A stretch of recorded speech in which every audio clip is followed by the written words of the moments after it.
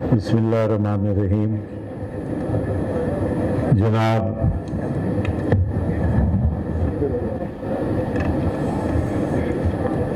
मज़हर अब्बास साहब, स्टेज पे बैठे हुए मुकर्ररीन हज़रात, ख़वातीन और हज़रात, सबसे पहले तो मैं मज़हर का निहायत शुक्रगुज़ार हूँ कि उन्होंने मुझे इस काबिल समझा कि आज की उनकी इस तकरीब में मैं उनके साथ शिरकत करूँ। इससे पहले कि मैं मुख्तसर तौर पे अपने ख़यालात का इजहार करूं, क्योंकि मुझसे पहले निहायत ही डिटेल के अंदर बहुत अच्छी तकारीर हुई और मैं नहीं समझता कि कुछ ज़्यादा गुंजाइश इस बात की है कि उनको मज़ीद वुसअत दी जाए। लेकिन सबसे पहले मैं मज़हर को, जिनके साथ मेरा एक बड़ा पुराना और गहरा ताल्लुक़ है, मुबारकबाद देना चाहता हूँ कि वो आज किताब की उनकी रूनुमाही हो रही है। मैं ये भी समझता हूँ कि गो के मज़हर की जो किताब है वो उनके मुख्तलिफ आर्टिकल्स जो छप चुके हैं और एक जो नहीं छपा उसका मजमुआ है, लेकिन इस मजमुए को मैं एक नौजवान नस्ल के लिए एक हिस्ट्री बुक भी समझता हूँ, क्योंकि बदकिस्मती से पाकिस्तान की रियासत ने एक सोचे समझे मंसूबे के तहत पाकिस्तान की सियासी तारीख को और पाकिस्तान की अमूमी तारीख को मस्क किया है। और आज जो निसाब यूनिवर्सिटीज़ और कॉलेजेस और स्कूलों में पढ़ाया जा रहा है उसमें तारीख यकीनी तौर पे वो नहीं जो हकीकत में है। नौजवान नस्ल अगर सियासी तारीख का जायज़ा लेना चाहती है तो यकीनी तौर पे मज़हर की ये किताब एक संग मील की हैसियत रखती है। गुफ्तगू बहुत हुई और बड़ी तफसील के साथ गुफ्तगू हुई, लेकिन मैं इस बात का एहसास है मुझे कि आप बड़ी देर से यहाँ पे तशरीफ़ फरमा है, लिहाजा मेरी कोशिश ये है कि चंद इशारों में अगर मैं बात कर सकूं मुख्तसर तौर पे तो वो आपके सामने पेश करूं। मेरे हिसाब से हम बहुत अरसे से एक दूसरे पे इल्ज़ाम रखते चले आए हैं और आइंदा भी ये रविश जारी रहेगी। लेकिन आज पाकिस्तान एक ऐसे प्रेसिपस पे आके खड़ा हुआ है,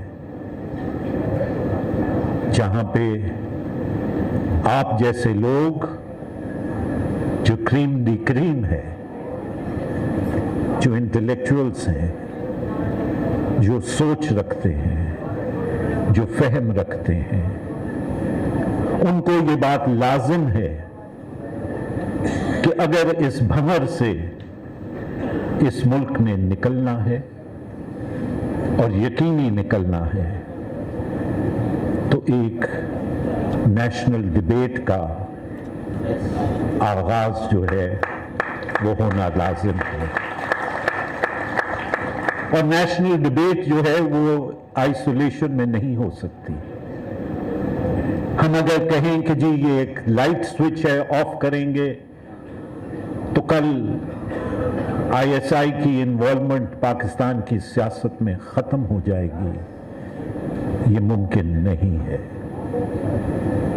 अगर आप सियासी तज्जिया इसका मुख्तसर तौर पे मैं करना चाहूंगा, और वो ये है कि अगर आप इस खित्ते की तारीख को उठा के देख लें तो ईस्ट इंडिया कंपनी से लेके आज दिन तक सलेक्टेड और सलेक्टर की सियासत एक या दूसरी शक्ल के अंदर चलती आई है। पहले ब्रिटिश राज था, they were the selectors and they used to select Pakistan's landed aristocracy to be able to govern. फिर बरतानवी राज खत्म हुआ, बरतानवी साम्राज्य यहां से गया तो बदकिस्मती से पाकिस्तान के अंदर साम्राज्य तो चला गया, लेकिन कॉलोनियल माइंडसेट और कॉलोनियलाइजेशन जो वो करके गया वो आज दिन तक मौजूद है। आज भी पाकिस्तान की नौकरशाही, चाहे वो सिविल या मिलिट्री ब्यूरोक्रेसी हो, उसका वही बरतानवी साम्राज्य का कॉलोनियल माइंडसेट है। लिहाजा वही बात आज भी चल रही है। 47 में भी आपने देखा कि जब पाकिस्तान का जो मकसद था, जिसको कायदे आजम ने बनाया और कहा कि ये एक वेलफेयर स्टेट होगी, लेकिन उनके जाने के बाद पाकिस्तान की सिविल और मिलिट्री ब्यूरोक्रेसी और मिलिट्री ब्यूरोक्रेसी ने पाकिस्तान का मकसद तब्दील कर दिया और पाकिस्तान को एक गैरिजन स्टेट के अंदर बना दिया। लिहाजा जब आप गैरिजन स्टेट बन जाते हैं, जब आप एक नेशनल सिक्योरिटी स्टेट बन जाते हैं, तो आपके तकाजे मुख्तलिफ हो जाते हैं। 47 में और उसके बाद पाकिस्तान की मिलिट्री ब्यूरोक्रेसी ने सिविल ब्यूरोक्रेसी को साथ मिलाते हुए मुख्तलिफ पार्टनर्स की तलाश शुरू की। उसमें सियासी जमातें शामिल थी, उसमें रिलीजियस राइट शामिल था, उसमें पाकिस्तान की अदलिया शामिल थी और उसमें पाकिस्तान की माजरत के साथ मीडिया के कुछ इश्खास भी शामिल थे, जिसकी जब जरूरत पड़ती थी they would become the favorites and the military would continue to make their hold stronger by forging alliances with these people. अगर आप देखें तो पाकिस्तान का जो सिस्टम है सियासी, वो मेरे हिसाब से एक कास्ट सिस्टम है और इस कास्ट सिस्टम के अंदर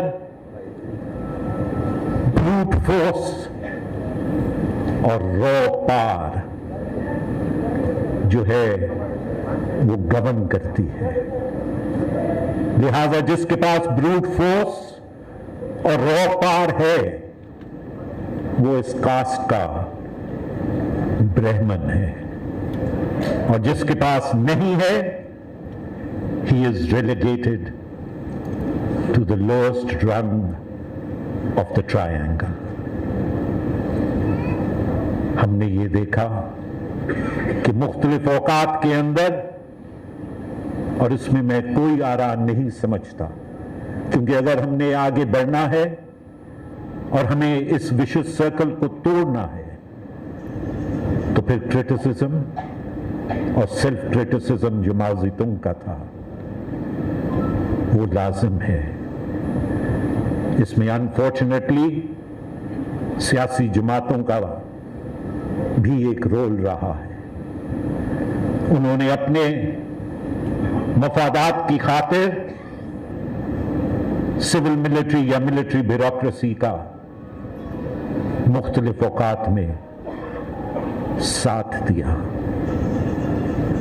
ब्रीफ इंटरव्यूज तारीख के अंदर जरूर आए जब सियासी जमातों ने या सियासी लीडरशिप ने रेजिस्टेंस शो करने की कोशिश की, लेकिन they were wiped away to be only remembered by history. लेकिन ये सिलसिला जारी और सारी रहा। कभी सियासी जमातें बनी हिस्सा, कभी पाकिस्तान का रिलीजियस राइट बना हिस्सा, और कभी पाकिस्तान की जुडिशरी बनी इसका हिस्सा। बहुत सी ऐसी जजमेंट्स आई जिन्होंने मार्शल लॉ को वैलिडेट किया। यहां तक गई जजमेंट्स कि मिलिट्री डिक्टेटर्स को आइन को अमेंड करने की भी पावर दे दी गई। फिर हमने देखा कि जब 58(2)B को पार्लियामान ने खत्म किया तो हमने सोचा कि हमने एक बहुत बड़ा कारनामा कर दिया, और गालिबन इसके जरिए से अब एक नई तारीख अवाम की हुक्मरानी की, पार्लियामान की स्टेबिलिटी की सामने आएगी। लेकिन हमने देखा कि 58(2)B को पाकिस्तान की जुडिशरी ने रिप्लेस कर दिया, और जिस तरह 58(2)B इस्तेमाल हुआ करता था इलेक्टेड गवर्नमेंट्स को हटाने के लिए, उस तरह जुडिशरी इस्तेमाल होने लगी इलेक्टेड गवर्नमेंट्स और प्राइम मिनिस्टर्स को हटाने के लिए। मैंने आपसे इब्तिदा में ये कहा था कि मैं कोशिश करूंगा कि मुख्तसर रखूं। इस बैकग्राउंड को मद्देनजर रखते हुए मैं ये समझता हूं कि जहां पे इन तमाम चीजों को हल करने का रास्ता एक नेशनल डायलॉग है, और ये बहुत कहा जाता है कि जी नेशनल डायलॉग अगर होगा तो उसको इनिशिएट कौन करेगा। नेशनल डायलॉग को इनिशिएट करने के लिए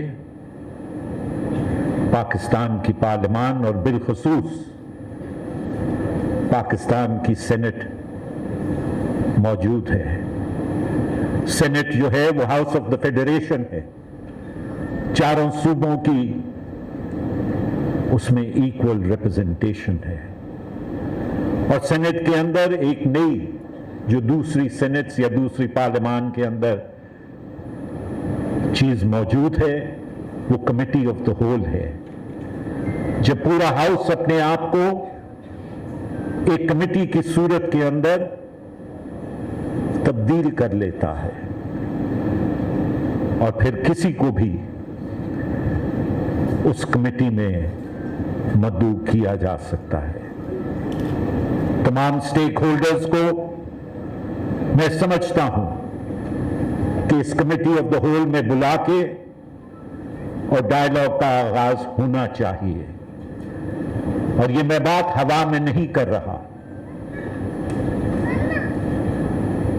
2017 में जब मैं चेयरमैन सेनेट था तो हमने कमेटी ऑफ द होल की और चीफ ऑफ आर्मी स्टाफ को बुलाया और चीफ ऑफ आर्मी स्टाफ और DGISI उस कमेटी ऑफ द होल के सामने पेश हुए। इसी तरह हमने चीफ जस्टिस ऑफ पाकिस्तान, उस वक्त जमाली साहब थे, उनसे रिक्वेस्ट की कि वो भी तशरीफ लाए इन सेपरेट मीटिंग। वो भी आए और उन्होंने भी गुफ्तगू की। So I am not talking in the air or off the cuff. This is something which has been experimented with and it has taken place. लेकिन सिर्फ डायलॉग इसका रास्ता नहीं है। डायलॉग के अलावा माइंडसेट, सबसे बड़ी चीज जो है वो माइंडसेट की तब्दीली है।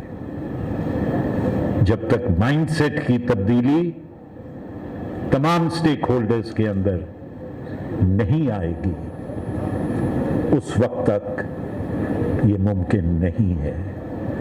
और माइंडसेट की तब्दीली कौन लाएगा? माइंडसेट की तब्दीली आप लाएंगे। पाकिस्तान की सिविल सोसाइटी लेके आएगी, पाकिस्तान के इंटेलेक्चुअल्स लेके आएंगे, वो प्रेशर बिल्ड करेंगे कि माजी में जो हुआ सो हुआ, लेकिन अब